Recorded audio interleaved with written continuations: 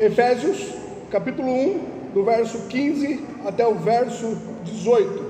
Assim diz o texto sagrado: Por isso, ouvindo eu também a fé que entre vós há no Senhor Jesus, e o vosso amor para com todos os santos, não cesso de dar graças a Deus por vós, lembrando-me de vós nas minhas orações, para que o Deus de nosso Senhor Jesus Cristo, o Pai da glória, vos dê em seu conhecimento o espírito de sabedoria e de revelação, tendo iluminados os olhos do vosso entendimento, para que saibais qual seja a esperança da sua vocação e quais as riquezas da glória da sua herança nos santos.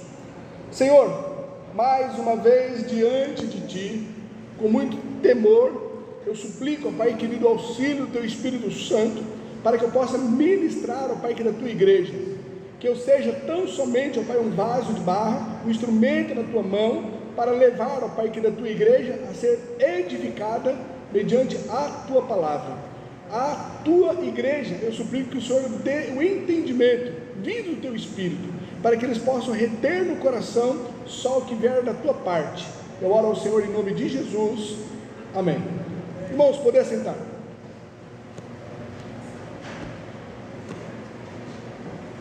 Nós vemos aqui que o capítulo 1 de Efésios, ele pode ser dividido em 3 partes. A primeira parte está no verso 1 e no verso 2, onde nós temos aqui a saudação de Paulo. No verso 13 até o verso 14, Paulo então ele discorre sobre as bênçãos no qual nós temos recebido. Ele começa falando de uma forma generalizada no verso 3, onde ele diz: Bendito Deus e Pai de nosso Senhor Jesus Cristo, o qual nos abençoou com todas as bênçãos espirituais nos lugares celestiais em Cristo. E ele então discorre essas bênçãos até o verso 10, discriminando e mostrando então quais são essas bênçãos. Do verso 11 até o verso 13, ele então mostra que essas bênçãos elas foram dadas tanto a judeus como a gentios.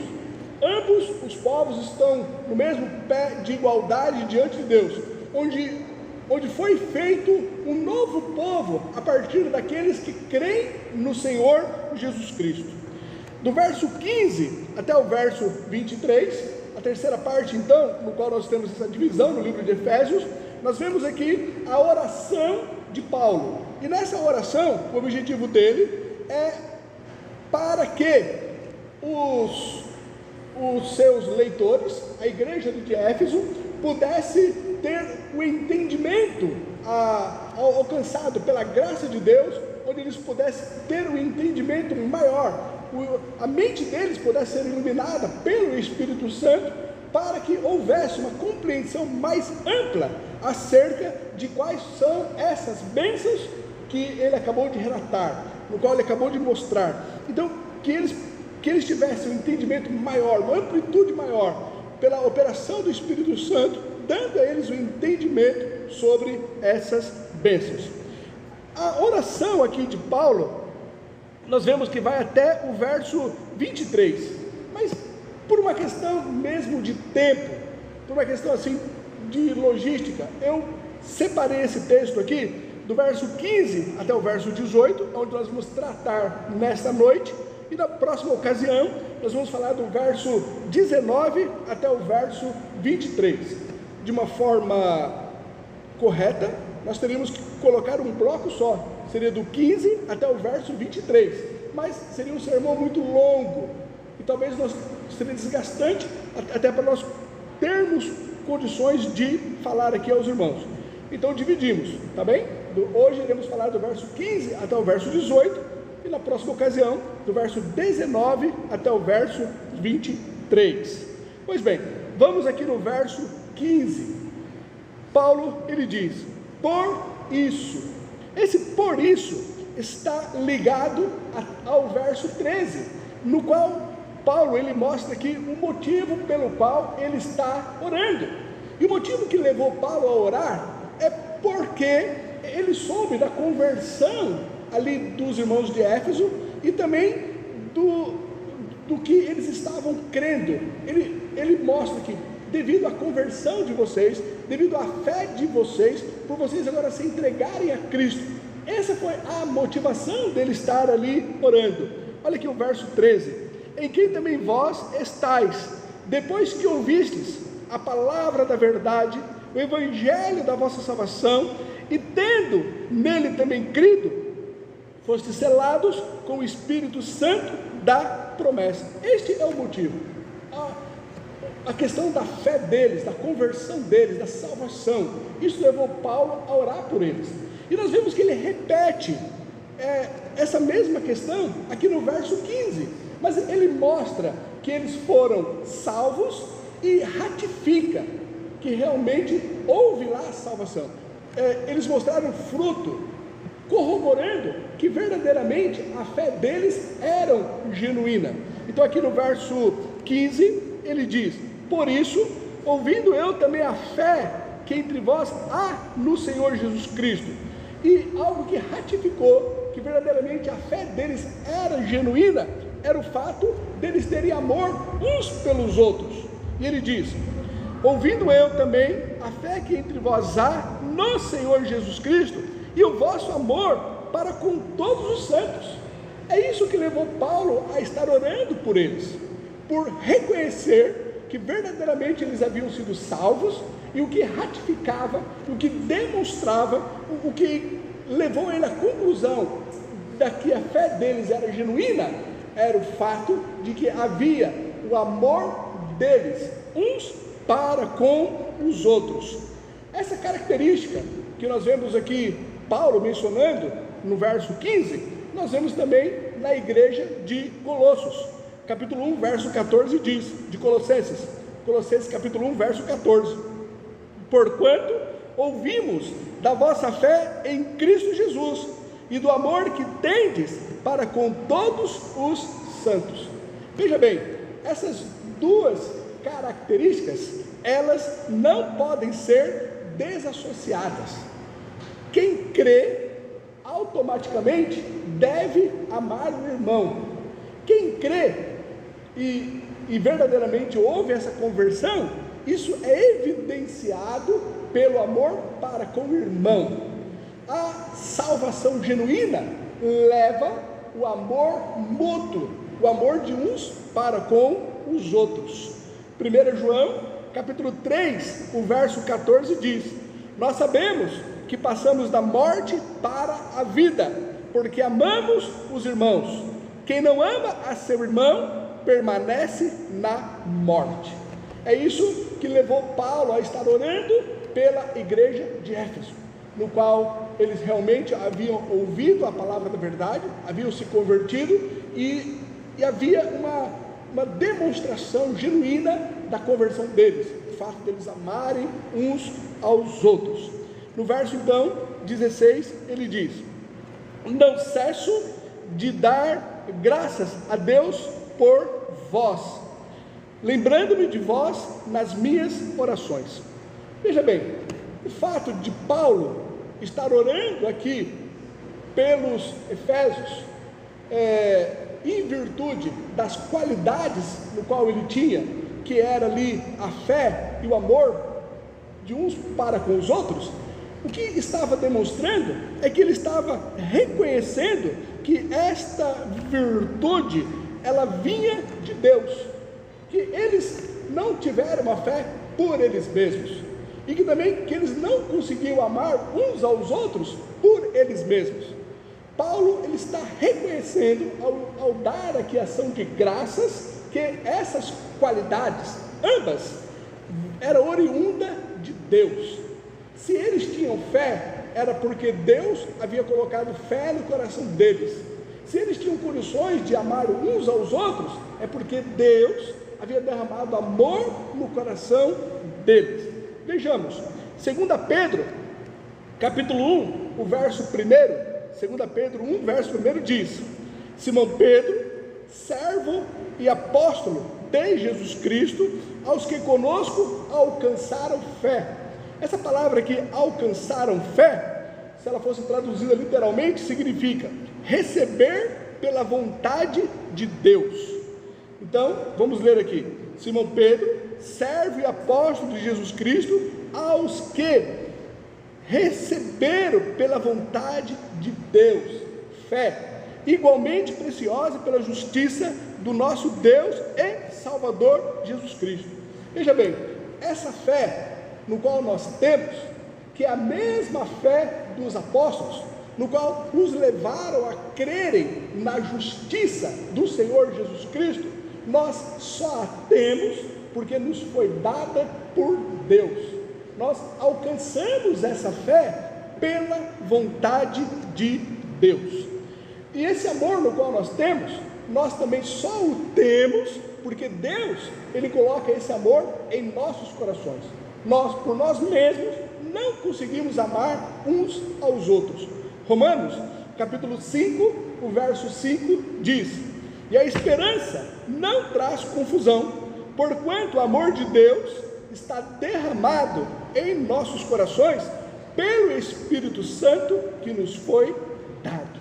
Então aqui no verso 16: não cesso de dar graças a Deus por vós, lembrando-me de vós nas minhas orações. Paulo, ele orava dando graças, e esse dar graças era um reconhecimento que tanto a fé como o amor, que ele falou aqui no verso 15, vinha de Deus. Se nós temos fé, é porque Deus colocou fé em nossos corações. E se nós temos comunhão e condições de amar uns aos outros, é porque Deus derrama este amor em nossos corações. Paulo, então, reconhecendo isso, ele dá graças a Deus por essas qualidades que temos. O verso 17 continua: para que o Deus de nosso Senhor Jesus Cristo. Paulo, ele diz aqui que Deus, ele é o Deus do nosso Senhor Jesus Cristo.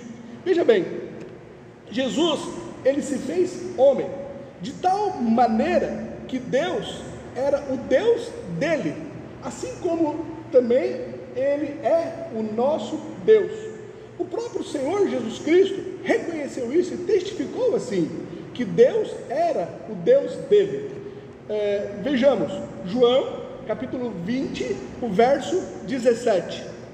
Disse-lhe Jesus: não me detenhas, porque ainda não subi para meu Pai, mas vai para meus irmãos e diz-lhes que eu subo para meu Pai e vosso Pai, o meu Deus e o vosso Deus.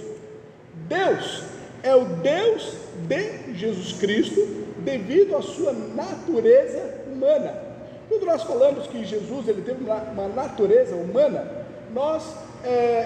a Bíblia chama essa condição dele de um estado de humilhação. Ele então, não obstante ser Deus, ele humilhou-se, fazendo-se homem. E nessa condição então de homem, ele tinha o Deus Pai como sendo o seu Deus. Mas, não obstante ele se fazer homem, ser então 100% homem, isso em nada diminuiu a sua eterna divindade.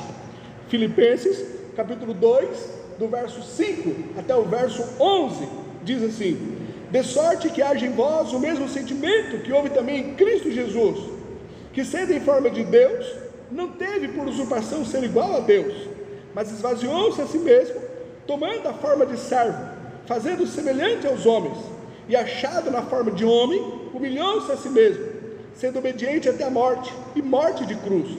Por isso, também Deus o exaltou soberanamente, e lhe deu um nome que é sobre todo nome, para que ao nome de Jesus se dobre todo o joelho, dos que estão nos céus e na terra, e debaixo da terra, e toda língua confesse que Jesus Cristo é o Senhor, para a glória de Deus Pai. Ele, então, na forma de homem, ele tinha o Deus Pai como o seu Deus, mas isso em nada diminuiu a sua eterna divindade. Ele diz então aqui no verso 17: para que o Deus de nosso Senhor Jesus Cristo, o Pai da glória, ou então o Pai glorioso, para que o Pai da glória, o Pai glorioso, vos dê em seu conhecimento o espírito de sabedoria e de revelação. Algo importante para nós pensarmos aqui é o seguinte: nós, por nós mesmos, nós não temos condições de conhecer a Deus. Por mais que intentemos isso, por mais que busquemos ler as Escrituras Sagradas, por mais que nós nos debrucemos diante da palavra de Deus, mas nós, por nós mesmos, nós não temos condições de conhecer a Deus. Sendo assim, Paulo aqui, ele ora para que Deus nos conceda o espírito de revelação e o espírito de sabedoria e de revelação, para que através dele nós possamos conhecer a Deus. Nós só podemos conhecer a Deus se Deus ele quiser ser conhecido, ou se Deus deixar-se ser conhecido. Quando Deus ele se deixa ser conhecido, ou quando ele nos alcança com esse espírito de sabedoria e de revelação, abrindo o nosso entendimento para que nós possamos conhecê-lo. Quando Deus então ele se revela a nós, só assim nós podemos fazer com que venhamos conhecer a Deus. E Deus ele se revelou a nós, ou seja, se deixou ser conhecido por nós através da sua bendita palavra. Assim, nós precisamos do auxílio do Espírito Santo, nos dando então sabedoria e revelação, para que possamos compreender a palavra de Deus. Nós não conhecemos a Deus por uma nova revelação. A única forma de conhecer a Deus, a única forma que Deus ele deixou-se ser conhecido, foi através das Escrituras Sagradas. Então Paulo ele diz aqui: para que o Deus de nosso Senhor Jesus Cristo, o Pai da glória, vos dê em seu conhecimento o espírito de sabedoria e de revelação. O espírito de sabedoria e de revelação se refere ao Espírito Santo. É o Espírito Santo que nos capacita com sabedoria, revelando Deus a nós. É através do Espírito Santo, abrindo então o nosso entendimento, iluminando a nossa mente e fazendo com que nós consigamos conhecer a Deus. E a única forma de conhecermos a Deus é através da sua bendita palavra. Deus ele deixou-se ser conhecido única e exclusivamente através das Escrituras Sagradas. E Paulo então ele ora para que o Deus de nosso Senhor Jesus Cristo, o Pai da glória, vos dê em seu conhecimento. Veja bem, nós temos que conhecer a Deus através do nosso raciocínio, através da nossa mente, através do entendimento. Nós temos uma fé no qual não é um salto no escuro, ou seja, nós cremos, mas sem saber no que, de forma alguma. Nós cremos e sabemos em quem nós temos crido. Então, ao entender as Escrituras Sagradas, Deus ele se deixando ser conhecido, nos dando então esse espírito de sabedoria e de revelação, ele faz com que nós conheçamos a Deus, mas pelo nosso entendimento nas Escrituras Sagradas. Ele continua dizendo então, Paulo, o Deus de nosso Senhor Jesus Cristo, o Pai da glória, vos dê em seu conhecimento o espírito de sabedoria e de revelação. Salmo 119, verso 18, diz assim: abre tu os meus olhos para que veja as maravilhas da tua lei. É quando nós temos os olhos abertos, quando então o Espírito Santo, ele nos dando sabedoria, é o Espírito aqui não seria o Espírito com letra minúscula, mas seria o Espírito aqui com letra maiúscula, se referindo aqui ao Espírito Santo. É esse Espírito Santo, ele que é a sabedoria em nós. Ele então abre o nosso entendimento para compreendermos a Deus. Salmo 119, verso 18: abre tu os meus olhos para que veja as maravilhas da tua lei. O verso 18: tendo iluminado os olhos do vosso entendimento. Veja bem, no verso 13, Paulo diz aos seus leitores que eles ouviram a palavra da verdade. Vamos lá no verso 13: em quem também vós estáis, depois que ouvistes a palavra da verdade, dando a entender que existe somente uma verdade, e que fora das Escrituras Sagradas não há verdade. A única verdade é a palavra de Deus. Ela é a única verdade. Portanto, nós não conhecemos a Deus através de nenhuma outra revelação, mas sim quando o Espírito Santo ele ilumina a nossa mente para compreendermos a palavra de Deus. Vamos ler aqui o verso final do verso 17 e o verso 18: o Pai da glória vos dê em seu conhecimento. Aqui o Espírito, aqui você veja com letra maiúscula, o Espírito de sabedoria e de revelação está se referindo ao Espírito Santo. É o Espírito Santo que ele então ilumina o nosso entendimento. Ele faz com que nós consigamos compreender a palavra de Deus. A forma de nós conhecermos a Deus é única e exclusivamente pelas Escrituras Sagradas.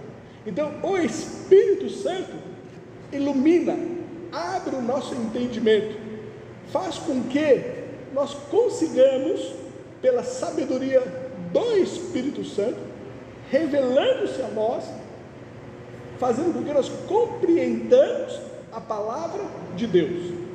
Entenda, nós, por nós mesmos, não temos condições de conhecer a Deus, nem se nós, por nós mesmos, buscássemos ler as Escrituras Sagradas.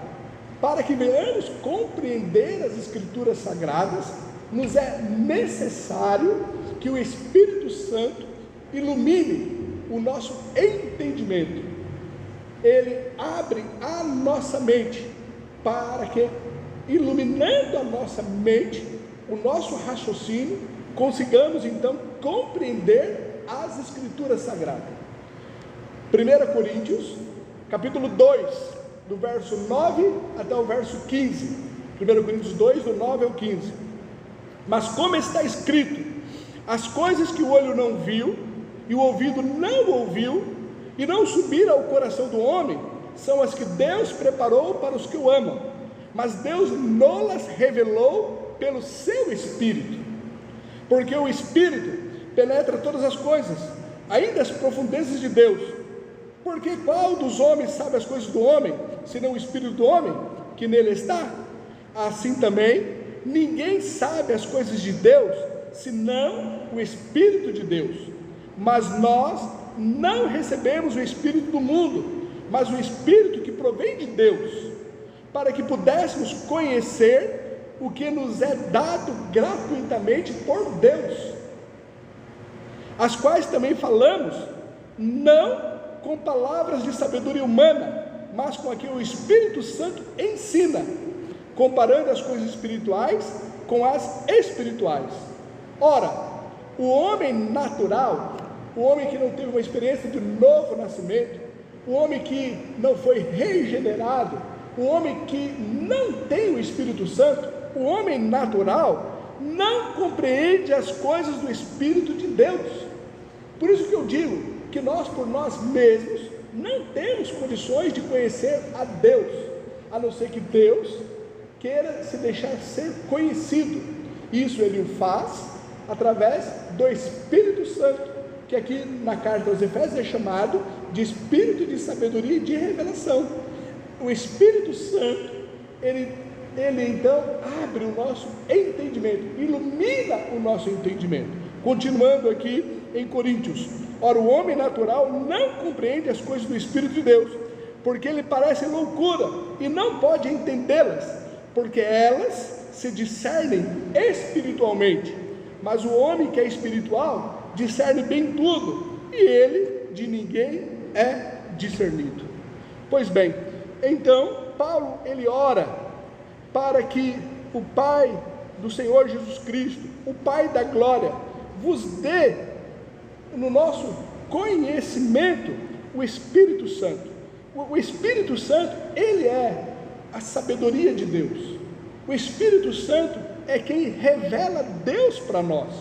E a forma do Espírito Santo revelar Deus para nós é o verso 18: iluminando os nossos olhos, iluminando os olhos do nosso raciocínio, iluminando os olhos do nosso entendimento, fazendo com que nós veamos, ao ler as Escrituras Sagradas, possamos compreendê-las de uma forma racional, de uma forma lógica. E ao compreendermos, então isso é gerado fé em nossos corações, porque a fé vem pelo ouvir, e o ouvir a palavra de Deus. A nossa fé, ela não é um salto no escuro. A nossa fé, ela é baseada na revelação de Deus, nas Escrituras Sagradas, na palavra de Deus. E ao conhecer então as Escrituras Sagradas, nós então temos fé no Deus que se revelou a nós pelas Escrituras Sagradas. Não há nenhum outro meio de conhecermos a Deus, a não ser pelas Escrituras Sagradas. Não há nenhum outro meio de conhecer a Deus, a não ser pela atuação do Espírito Santo, iluminando o nosso entendimento. Iluminando o nosso entendimento. Então, verso 18: tendo iluminado os olhos do vosso entendimento. Com qual propósito que ele faz isso? Para que saibais qual seja a esperança da sua vocação. Veja bem, a esperança da nossa vocação demonstra que Deus, ao ter nos escolhido, nos elegido, nos predestinado, ao ter nos salvo, Deus ele escolheu com objetivo, Deus nos escolheu com um propósito, Deus nos chamou para algo, para fazermos algo para Ele. Ele nos chamou com um objetivo. É importante que você saiba o motivo pelo qual Deus te chamou. Aqui ele diz: tendo iluminado os olhos do vosso entendimento, para que saibais qual seja a esperança da sua vocação. Você tem que saber qual é a esperança de você ter sido vocacionado. Vejamos aqui alguns propósitos de Deus para as nossas vidas, alguns propósitos de Deus pelo qual nós fomos chamados, nós fomos então vocacionados. Primeiro, Deus nos chamou para sermos de Jesus Cristo. Romanos, capítulo 1, o verso 6: entre as quais sois também vós chamados para serdes de Jesus Cristo. Repita comigo: eu fui chamado para ser de Jesus Cristo. Fale com mais convicção: eu fui chamado. Segundo, Deus ele nos chamou para a comunhão de Jesus Cristo. 1 Coríntios, capítulo 1, verso 9: fiel é Deus pelo qual fostes chamados para a comunhão de seu Filho Jesus Cristo, o nosso Salvador. Repita com muita convicção: Deus me chamou para eu ter comunhão com o Senhor Jesus.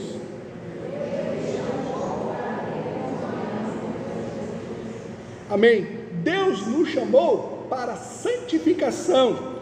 1 a Tessalonicenses, capítulo 4, o verso 7: porque não nos chamou Deus para a imundícia, mas para a santificação. Repita: Deus me chamou para a santificação. Deus também nos chamou para a liberdade. Gálatas, capítulo 5, verso 13. Porque vós, irmãos, fostes chamados à liberdade. Não useis então da liberdade para dar ocasião à carne, mas servi-vos uns aos outros pelo amor. Repita: Deus me chamou para a liberdade. Deus nos chamou para a comunhão do corpo de Cristo. Colossenses, capítulo 3, o verso 15. E a paz de Deus, para a qual também fostes chamados em um corpo, domine os vossos corações e sede agradecidos. Repita: Deus me chamou para a comunhão do corpo de Cristo.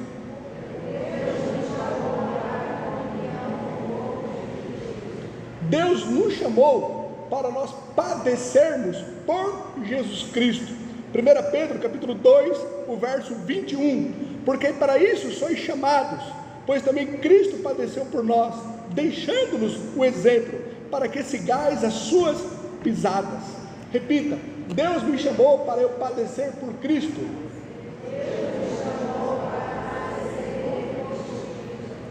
Deus me chamou para o seu reino e glória.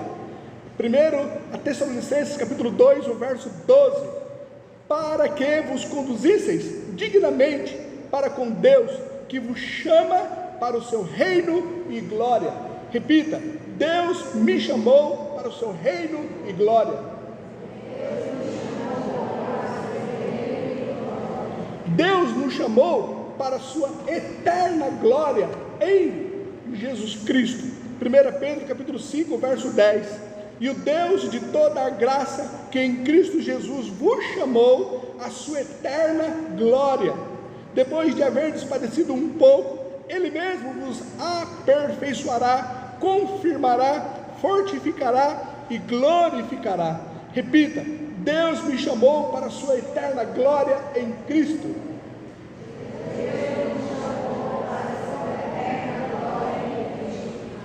Deus nos chamou para a sua soberana vocação. Filipenses capítulo 3, o verso 14. Prossigo para o alvo, pelo prêmio da soberana vocação de Deus em Cristo Jesus. Deus me chamou para uma soberana vocação. Resumindo, Deus nos chamou para vivermos uma nova vida em Cristo Jesus. Gálatas capítulo 2, o verso 20.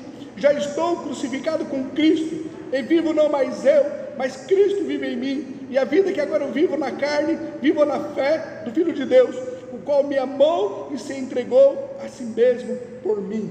Você foi chamado para você viver uma vida em Cristo Jesus. Este é o propósito de você então ter o seu entendimento iluminado, para que você saiba o motivo pelo qual você fora vocacionado por Deus. Ele diz aqui, o verso 18: tendo iluminado os olhos do vosso entendimento, para que saibais qual seja a esperança da sua vocação. Ele continua: e quais as riquezas da glória da sua herança nos santos.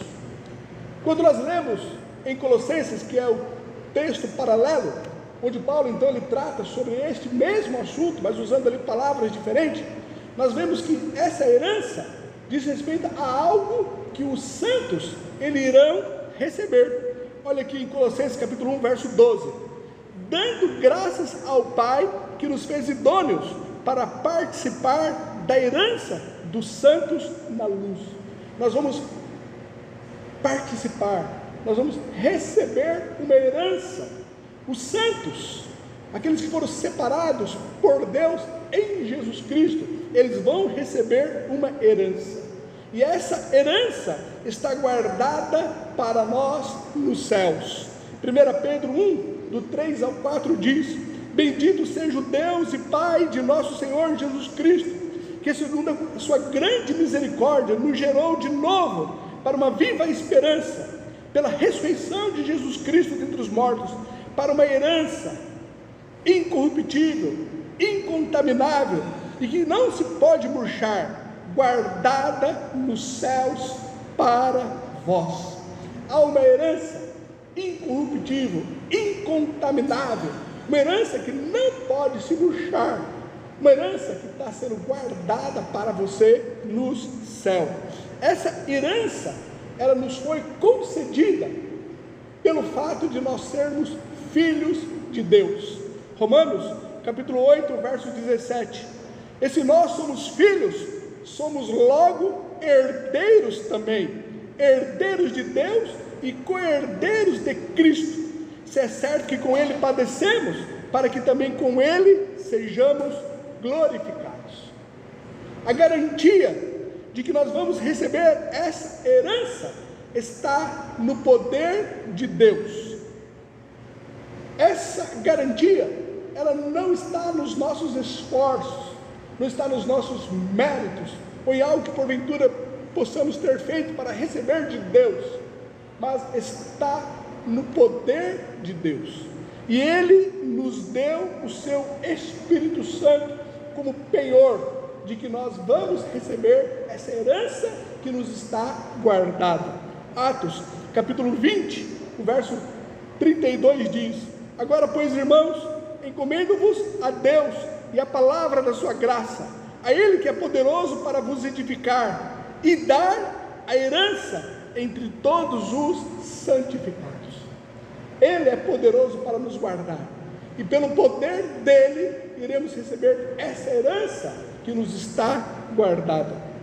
Como nós vimos aqui na semana passada, o verso 13 e o verso 14 diz: em quem também vós estáis, depois que ouvistes a palavra da verdade, o evangelho da vossa salvação, e tendo também nele crido, fostes selados com o Espírito Santo da promessa, o qual é o penhor da nossa herança, para a redenção da possessão adquirida, para o louvor da sua glória.